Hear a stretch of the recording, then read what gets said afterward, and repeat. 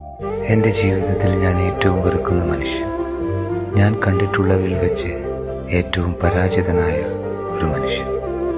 35 വർഷം പ്രവാസ ലോകത്ത് ജോലി ചെയ്തിട്ടും വീണ്ടും നാട്ടിൽ വന്ന് കൂലിപ്പണിയെടുത്ത് ജീവിക്കുന്ന പമ്പര വിട്ടിയായ മനുഷ്യൻ.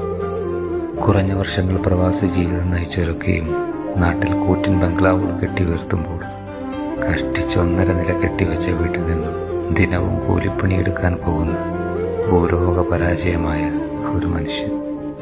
വെറുപ്പ് കൂടിയപ്പോൾ ഒരിക്കൽ തുറന്നു പറഞ്ഞിട്ടുണ്ട്, ഞാൻ നിങ്ങളുടെ മകനായതിൽ നാണിക്കുന്നു. കൂട്ടുകാരൻ ഏർപ്പെടുത്തിയ വിസ കയ്യിൽ പിടിച്ച് എല്ലാവരോടും യാത്ര ചോദിക്കുമ്പോഴും ഉള്ളു നിറയെ ആ മനുഷ്യന് എങ്ങനെയാണ് കാശുണ്ടാക്കേണ്ടതെന്ന് കാണിച്ചു കൊടുക്കണം എന്ന് മാത്രമായിരുന്നു. എല്ലാവരെയും കെട്ടിപ്പിടിച്ച് ചുംബിച്ച് യാത്ര ചോദിച്ചു. എല്ലാവരും കരഞ്ഞു, അയാൾ ഒഴികെ. ആ കണ്ണുകൾ ചുവന്നു കിടന്നു, ചത്ത കണ്ണുകളെപ്പോലെ. പക്ഷെ ഒരു തുള്ളി പോലും നിറഞ്ഞിരുന്നില്ല. കെട്ടിപ്പിടിക്കാൻ അടുത്തേക്ക് വന്നതും ഞാൻ കൈകൾ പിടിച്ചു കുലുക്കി പോയിട്ട് വരാമെന്ന് പറഞ്ഞു വീട്ടിൽ നിന്നിറങ്ങി. പോകാൻ സമയം ഒന്നുകൂടി ഞാൻ ആ മുഖത്തേക്ക് പുച്ഛത്തോടെ നോക്കി. നിങ്ങളെപ്പോലെ ഞാനാവില്ല മനുഷ്യ എന്ന് മനസ്സുകൊണ്ട് ഉറക്കെ പറഞ്ഞു. ഇന്നൊരു വർഷം തികയുന്നു. വരുമ്പോൾ വിസയ്ക്ക് മേടിച്ച കടത്തിൻ്റെ ബാക്കി ഇനിയും തീർക്കാനുണ്ട്. മറ്റു കടങ്ങൾ വേറെയും.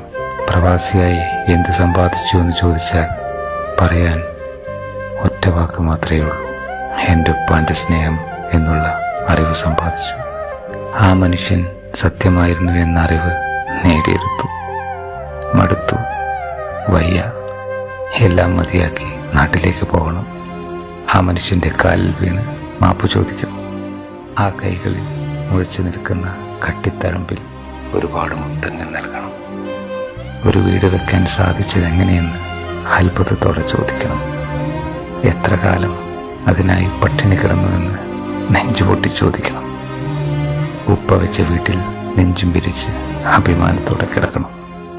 ഒരു നോക്കുകൊണ്ടുപോലും നോവിക്കാതെ നോക്കണം.